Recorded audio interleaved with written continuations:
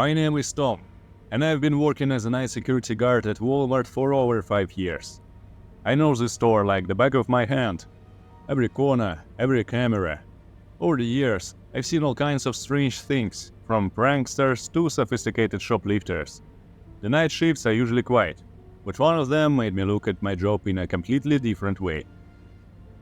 That night, everything was going as usual. The store was almost empty, with just a couple of customers wandering the aisles, clearly unsure of what they were looking for. I was making my rounds when I noticed a familiar face. It was Jack, a former employee who had recently been fired for theft.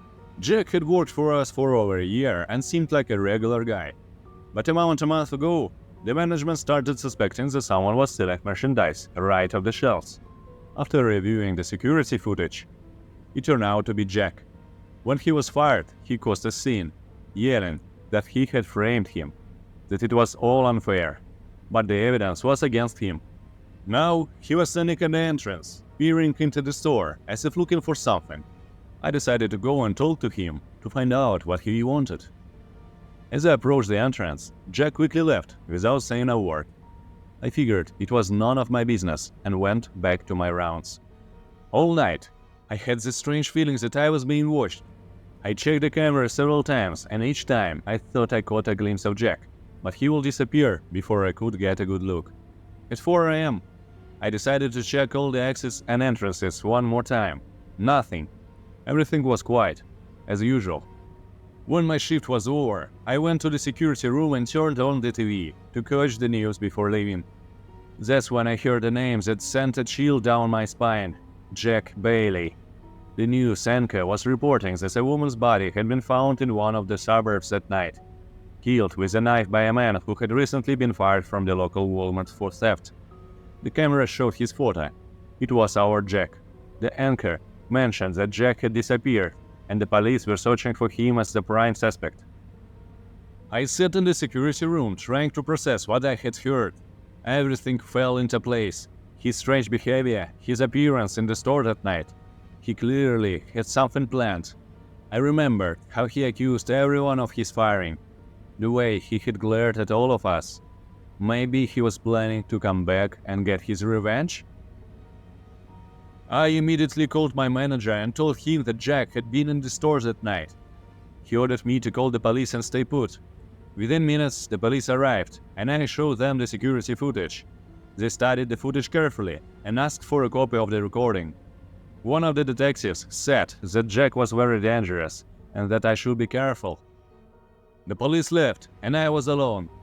I was sure that Jack was still around, possibly still watching the store. I couldn't shake the feeling that he had been toying with me, testing how close he could get. The next day, I learned that Jack had been apprehended nearby. He had been hiding in an abandoned house and was planning to return to Walmart to take what was his. When he was arrested, he was yelling that this wasn't the end, that he would get all of us. Since then, I've been more vigilant. Now, when I work the night shifts, I'm constantly looking over my shoulder and checking the cameras because I know that even if Jack is in jail, I can't let my guard down. Who knows what else might happen in the store?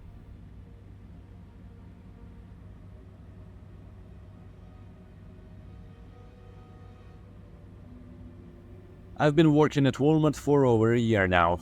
I started with day shifts, but recently switched to the night shifts. It's easy to manage with my studies. The night shifts are mostly quiet, with the store emptying out and customers becoming rare, giving me plenty of time to straighten up the shelves. But one night, I encountered something that made me question what I had previously considered impossible. It happened about 6 months ago, one of those nights when the silence in the store weighs heavily on your ears. It was around 3 a.m., and I was working on restocking the toys. At some point, I noticed that one of the large plush bears had been moved from its spot on the shelf and was lying on the floor. I clearly remembered arranging all the bears in a neat row just an hour earlier, and no one else had been on that floor. As I picked up the bear, I felt a chill run down my spine, but I quickly shrugged it off, blaming it on fatigue and poor lighting. I continued with my work, but a few minutes later, I heard a strange sound, a light rustling, as if something was gliding across the floor. This time, I decided to investigate. I walked around the entire section, peeking behind the shelves. Nothing! On my way back to my spot, I saw that the plush bear was on the floor again, even though I had placed it back on the shelf. Now, I couldn't ignore it anymore. Unease started to set in. Maybe one of the employees was playing a prank on me. I went out to the hallway and called for Mark, our night security guard. He was calmly sitting at his station, monitoring the screens. I asked if he had seen anyone, but Mark shook his head and said that no employees had been near the toy section all night. That's when I decided to check the cameras. We went back to the security room, and Mark rewound the footage to the time when I was in the toy aisle. Everything looked normal until I noticed a strange movement in one of the corners of the screen.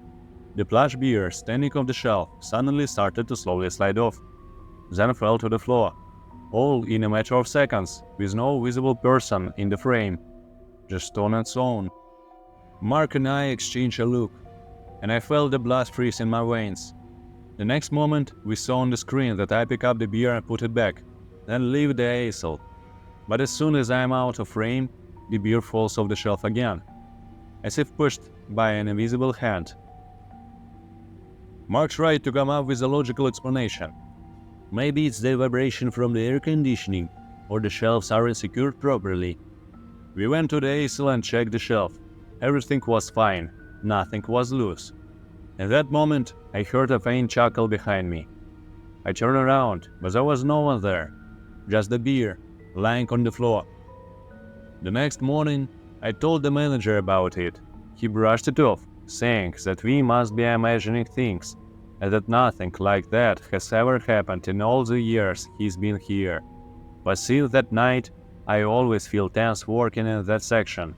That night, I realized that there is more strange and inexplicable in this world than we think. And now, I'm convinced that something in the store is watching us.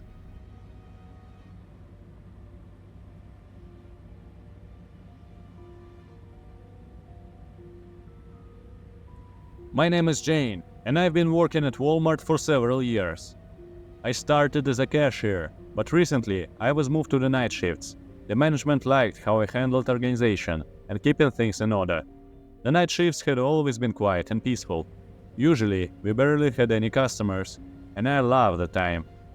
I could calmly restock the shelves, refill the supplies, and just enjoy the silence. But one night, things didn't go as usual. That night, the store was empty.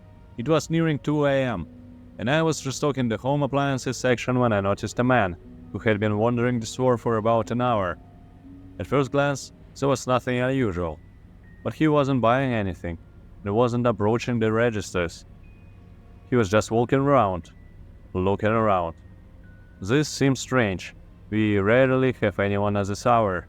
I thought he might be waiting for someone, but the longer he walked, the more concerned I became. Deciding to find out what was going on, I approached him to offer assistance. As I got closer, I realized that something was off. The man had cold, blue eyes and a strange, unsettling smile. When I greeted him and asked if I could help, he didn't respond. He just stared at me, as if looking through me. I felt a chill inside. I apologized and went back to my work, but the feeling of unease didn't leave me. Every time I glanced back, I saw him standing in a different part of the store, but always looking in my direction. He never took his eyes off me, and it scared me more and more. I decided it was time to inform the security guard, Tom. I took the radio and called him. Tom said he would come and take care of it. A few minutes later, I saw Tom approach the man and start talking to him. They exchanged a few words, and the man began moving towards the exit. I felt relieved, thinking it had been resolved. But that wasn't the case.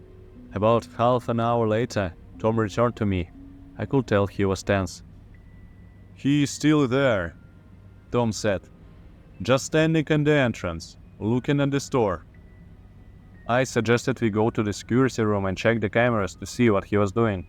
We went to the security room, and Tom turned on the monitors. On the screen, we could see the man standing at the entrance, his face expressionless. staring straight into the store. We watched him for about 5 minutes, and then he suddenly turned and disappeared from the camera's view.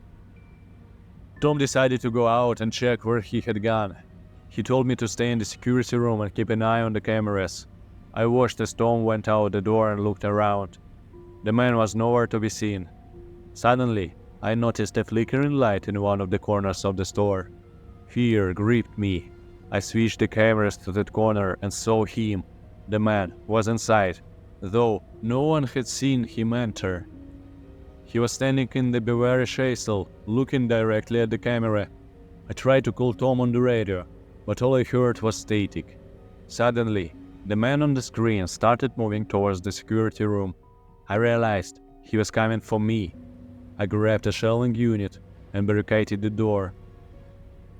On the screen, I saw him approaching the door.